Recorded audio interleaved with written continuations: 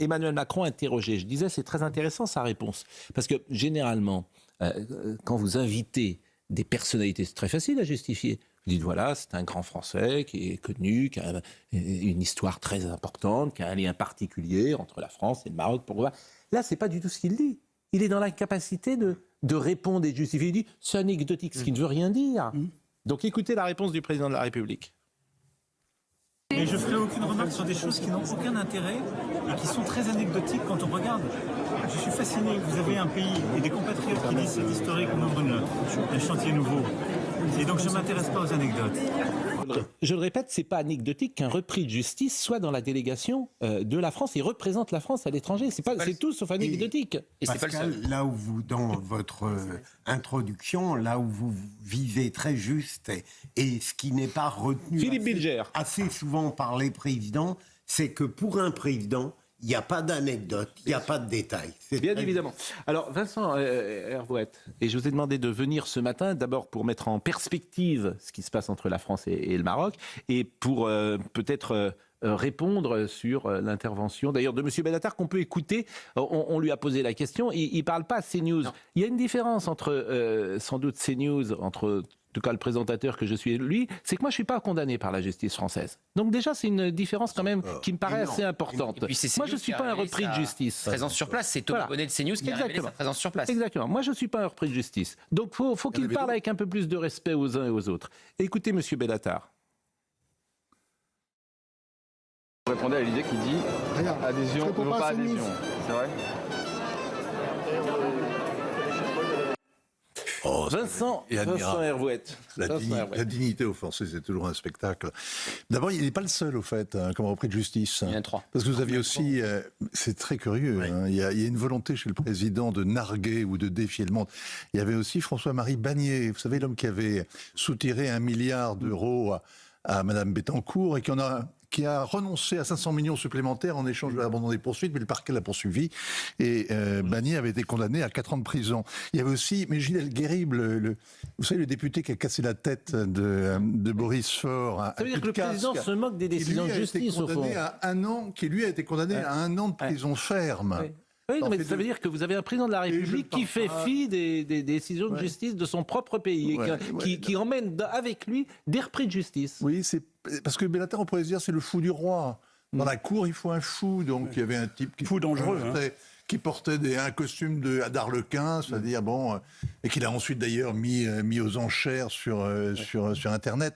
Il y a un côté comme ça, on ne sait pas très bien à qui on s'adresse, le gars avance masqué.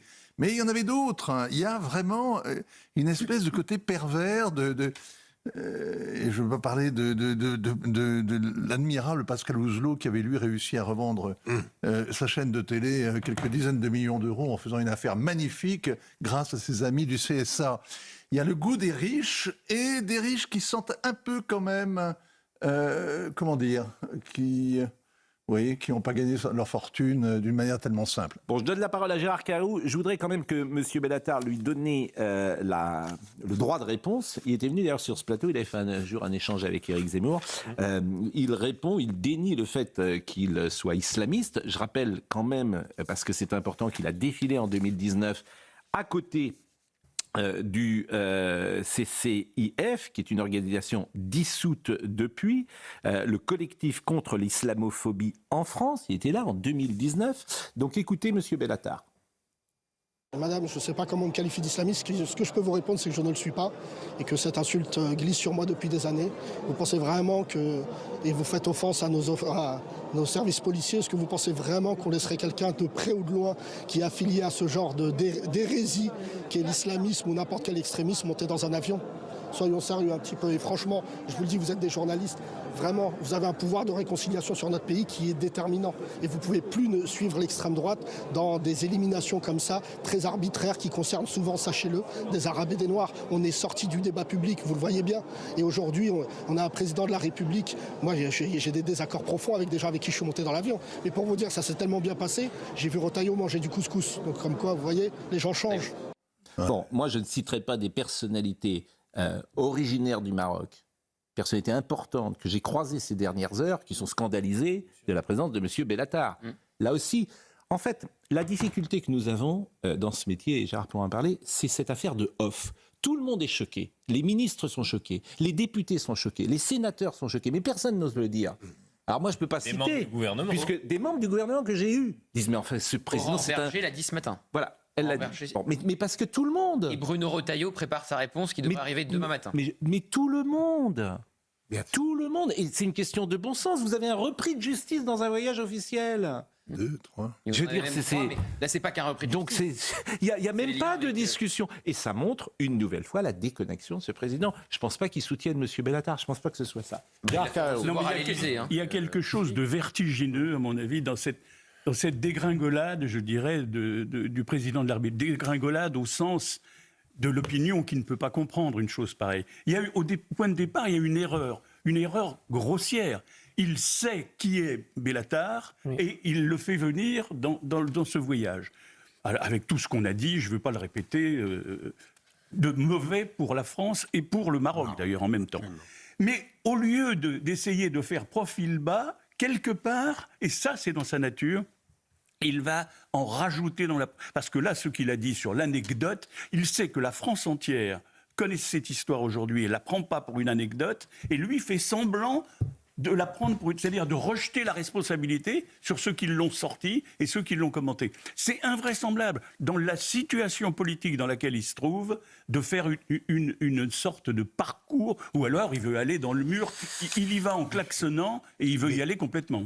Philippe Bilger, peut-être ? Il fait, c'est toujours la même méthode, paradoxalement, lorsqu'il parle d'Israël et qu'on rapporte des propos, ce sont ces ministres qui sont responsables. Il se lave les mains de toutes les erreurs qu'il commet. C'est tout de même assez extravagant. Vincent Herouette, et après Olivier de Je suis d'accord avec vous, parce qu'il y a une façon de défier le monde, une façon de narguer, mais c'est pas incompatible. La signature quand même du règne. Et moi je suis assez surpris par ce voyage au Maroc. Qu'il y ait des réconciliations avec le Maroc après des années de brouille absurde. Ça fait 10 ans c'est la soupe à la grimace avec les Marocains, alors que c'est un pays avec lequel on a toutes les raisons d'être alliés.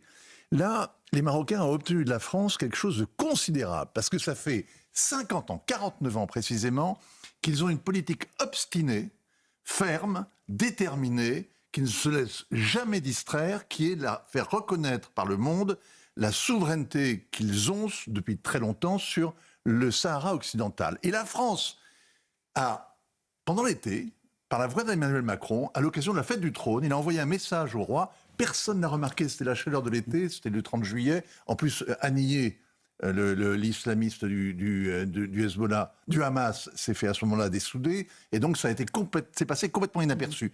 La France a accepté de reconnaître la souveraineté du Maroc sur le Sahara occidental. Bon, très bien, ça peut s'imaginer. L'Espagne en avait fait autant. Mais l'Espagne en avait fait autant parce que les Marocains faisaient chanter les Espagnols. Ils leur ont fait lâcher prise en envoyant des milliers de jeunes gens à l'assaut de Ceuta, la petite enclave de l'Espagne sur le Maroc. Il y avait vraiment un intérêt pour les Espagnols de lâcher sur le Sahara. Quel est l'intérêt de la France ? Pourquoi est-ce que tout d'un coup on se rallie à la position marocaine ? Ça peut s'imaginer, c'est pas du tout scandaleux. Mais en général, c'est donnant-donnant.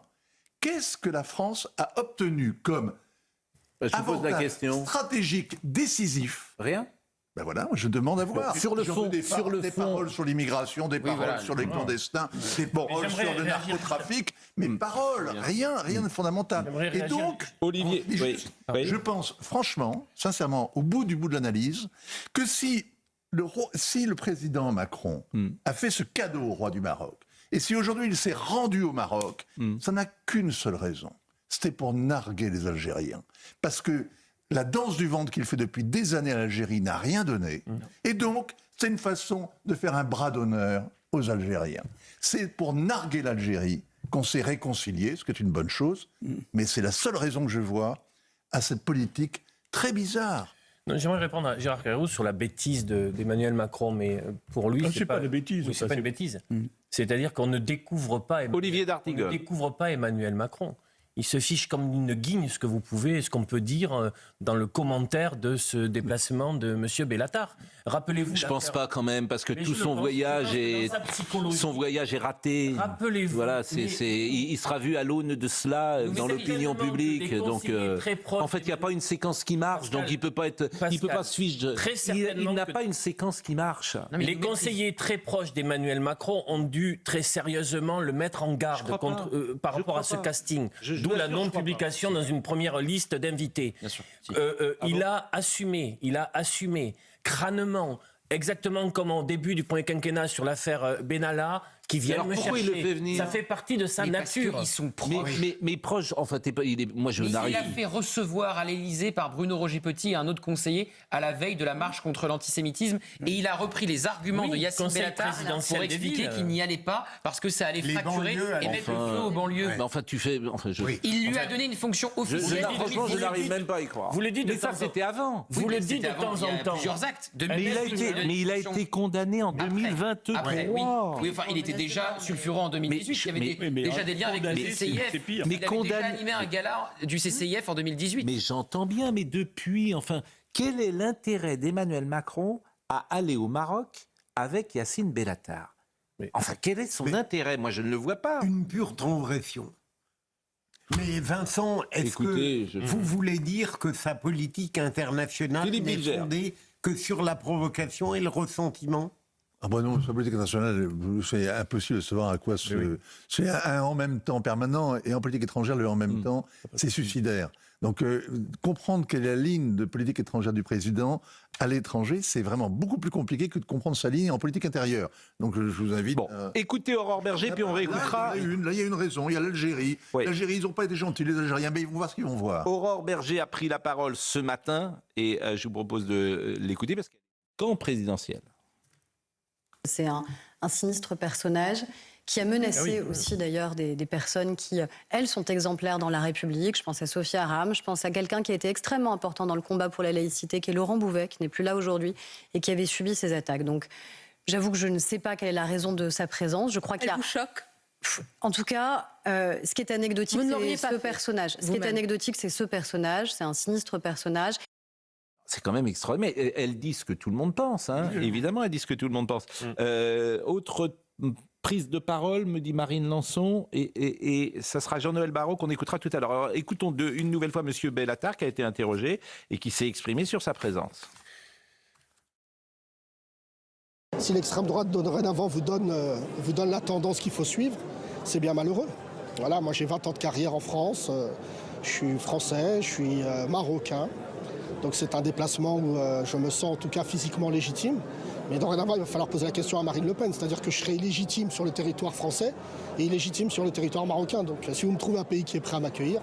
Bon, c'est pas Marine Le Pen, c'est Aurore Berger. Enfin, ce monsieur dit n'importe quoi. C'est Marine Le Pen, je sais même pas si elle a pris... Si, elle a fait un tweet ici, oui. Elle a fait un tweet, bon. Mais c'est tout le monde, en fait. Aurore Berger, qui parle de sinistre personnage, ce n'est pas Marine Le Pen, c'est pas l'extrême droite. La seule manière de défendre ces gens-là, c'est de dire c'est l'extrême droite. Bah non. C'est très drôle. Sabrine Medjeber. M. Bellatar parlait de légitimité, de se sentir français. Lui-même qui avait indiqué ne pas vouloir le projet d'assimilation, dire que nous avons préparé nos soldats qui sont nos enfants.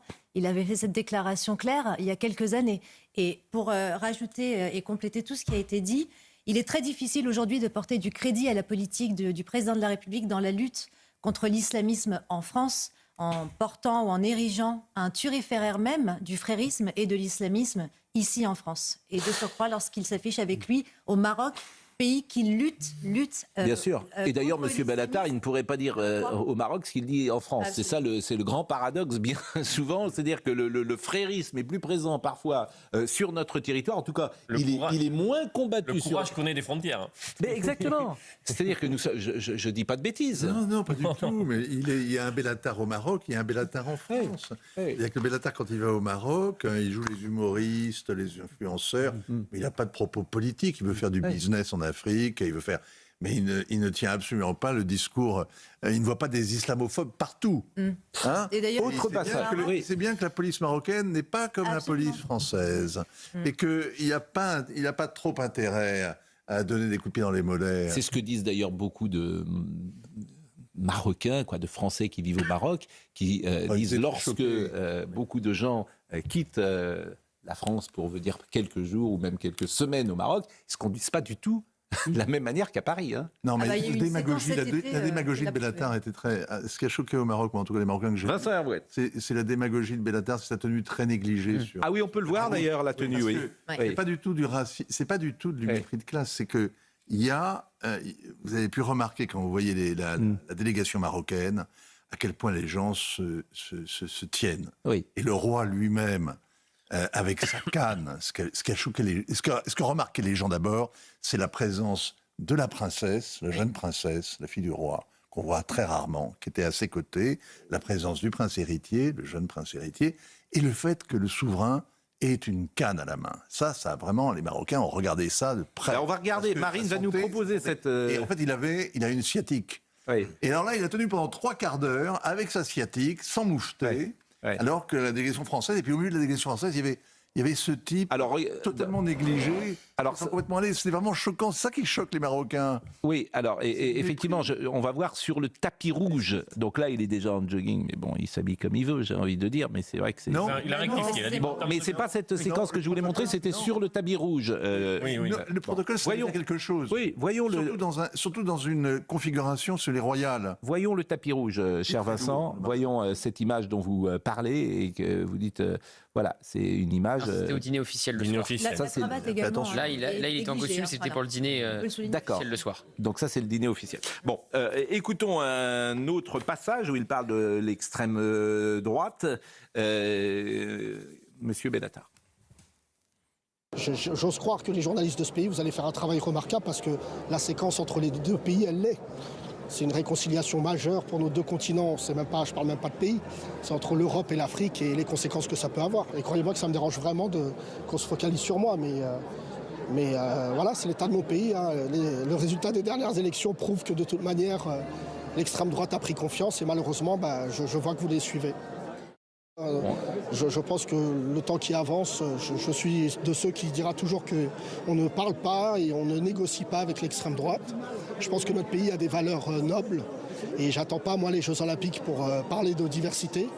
Mais la vérité, c'est qu'aujourd'hui, l'extrême droite a un poids médiatique et un poids consternant dans le monde médiatique. Donc c'est à nous de changer la donne et de faire en sorte justement de ne pas les suivre quand ils lancent ce genre de polémique. Et pour aller plus loin, je vous rappelle que l'extrême droite est en procès aujourd'hui, et un procès majeur qui pourrait prouver que ce parti détourne des fonds publics.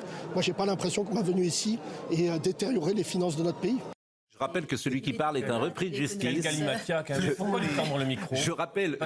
Oui, mais vous avez parce qu'il alors qui donne je vais répondre à votre question. Pourquoi lui tendre votre micro? Parce qu'il est dans la délégation officielle. Oui. C'est la réponse. Autrement, je crois que c'est la première fois que je parle de M. Bellatar, puisque précisément je n'en parle jamais. Mais il est dans la délégation officielle. Il représente votre pays, notre pays, mon pays. Donc c'est un repris de justice qui est à côté du président de la République et qui vient donner des leçons. Donc c'est pour ça que j'en parle. Et il parle de l'extrême droite qui n'a rien à voir là-dedans. Je vois pas ce que l'extrême droite vient faire dans ce débat. L'extrême droite, pas seulement chez lui. D'ailleurs, il faudrait définir, parce que si vous lui demandez ce qu'est l'extrême droite, la difficulté c'est que ces gens-là connaissent. Il n'est pas au niveau pour parler de ce dont il parle. C'est ça la vérité. Si vous lui demandez de définir l'extrême droite, il serait bien en peine. Aujourd'hui. Il serait bien en peine, le pauvre, de définir l'extrême droite. L'invocation permanente de l'extrême droite est un substitut à la pauvreté intellectuelle. C'est-à-dire que ces gens-là... Mais comment le président de la République peut-il s'afficher? Écoutez, franchement, comment le président de la République française peut-il s'afficher avec un monsieur de ce genre? Pascal, vous dites souvent qu'un individu, c'est la somme de ses actes. Oui. Emmanuel Macron. J'arrive pas à le comprendre. Qu'est-ce que vous voulez que je fais recevoir à l'Élysée. Non seulement j'arrive pas à le comprendre, mais en fait ça me fait de la peine. Oui. Voilà. Le pays. Ça me fait de la peine. Donc je peux pas vous dire autre chose. Je ne comprends pas ce président de la République et je suis pas le seul. Voilà. Yacine Bellatar avait qualifié Emmanuel Macron de frère. Il le qualifie comme son frère. Il a été reçu à l'Élysée après sa condamnation et après avoir eu un titre officiel. Donc c'est pas si surprenant. On connaissait les liens entre Yacine Bellatar et Emmanuel Macron. Ils sont pas neufs. catastrophe. Jean-Noël Barrot. Ce n'est pas une anecdote, en tout cas. Jean-Noël Barrot, ce n'est pas une anecdote. Jean-Noël Barrot, qui est le ministre des Affaires. Vous avez raison de le rappeler, on l'oublie. Oui, mais je trouve parce qu'on pense Barrot, mais il n'était pas commissaire de son papa. Je trouve qu'il est député, son grand-père. Je trouve que ses prises de parole sont assez intéressantes, au moins dans l'éthos, comme on disait jadis, dans la forme. Je lui trouve quelques qualités, mais peut-être me trompe. Alors écoutons-le. Écoutons-le. Voilà un sujet qui est totalement insignifiant et ne comptez pas sur moi pour commenter la composition de la délégation qui a accompagné le président de la République. D'abord parce que ça serait trop long. D'abord parce que ça serait trop long. Est-ce que vous avez été gêné par sa présence ? Et ensuite parce que si vous le souhaitez, je suis à votre disposition pour vous détailler les contrats qui ont été signés par Suez, par Engie, brièvement, Jean-Noël Barrot, Aegis, vous pouvez dire oui ou non. Alstom, vous pouvez dire brièvement, j'ai été gêné, je n'ai pas été gêné par sa présence. C'est pas oui ou non, avez-vous été gêné par sa présence? Je refuse qu'une visite aussi historique soit éclipsée par des détails aussi insignifiants. Et ça a été le cas, en partie.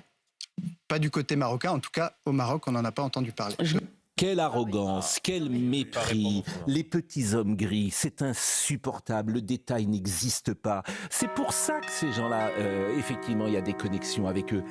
C'est pas insignifiant. Il ne comprend rien, ce monsieur Barrot, à l'opinion française. Donc qu'il fasse autre chose, qu'il ne fasse pas de politique, qu'il ne fasse pas de politique, qu'il ne fasse pas de politique. Quand il ne comprend pas les gens, tu ne fais pas de politique. Tu restes dans ton cabinet. Je retire tout ce que j'ai dit.